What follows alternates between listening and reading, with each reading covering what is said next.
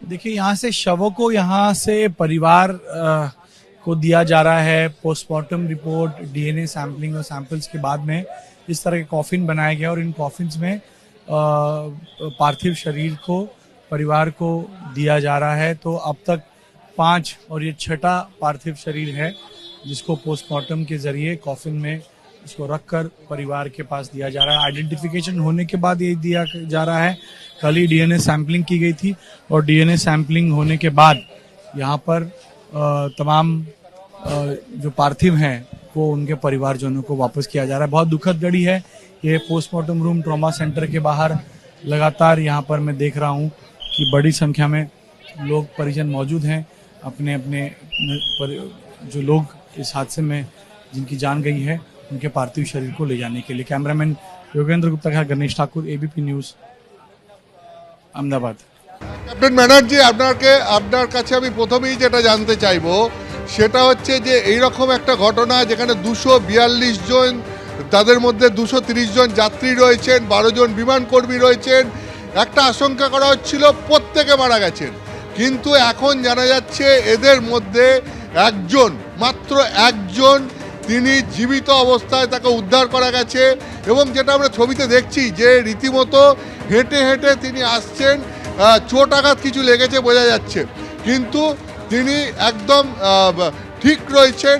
এবং এখানে যে 242 জন মোট, তার মধ্যে 241 জন মারা গেলেন, একজন তিনি সারভাইভ করলেন।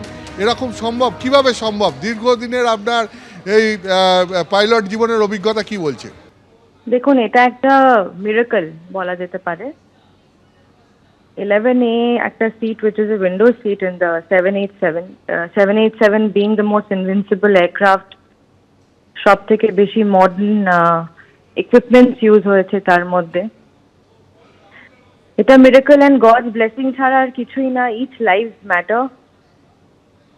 আর উনি যে বেঁচে গেছেন এটা আমাদের জন্য একটা খুব বড় ভালো, খুব ভালো খবর আই উড সে।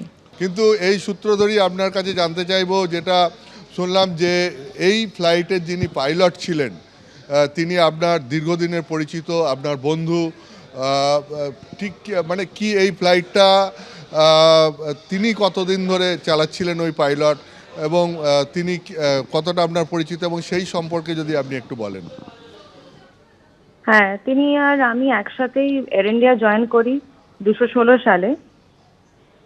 তার থেকেও পুরনো আমাদের, আমি ওনাকে প্রায় 15 বছর ধরে চিনি।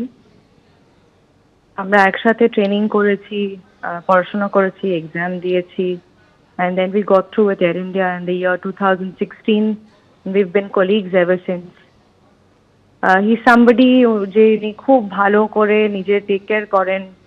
ফিটনেস গোলস বলুন, স্লিপ প্যাটার্ন, খাবার খাওয়ার ওপর, সব কিছুর ওপর ওনার একটা প্যাশন ছিল। খুব ভালো মানুষ ছিলেন এবং thousands and thousands of hours experience pilot. তো উই আর রিয়েলি শকড যে এরকম একটা জিনিস আজকে আমরা ওনাকে হারালাম।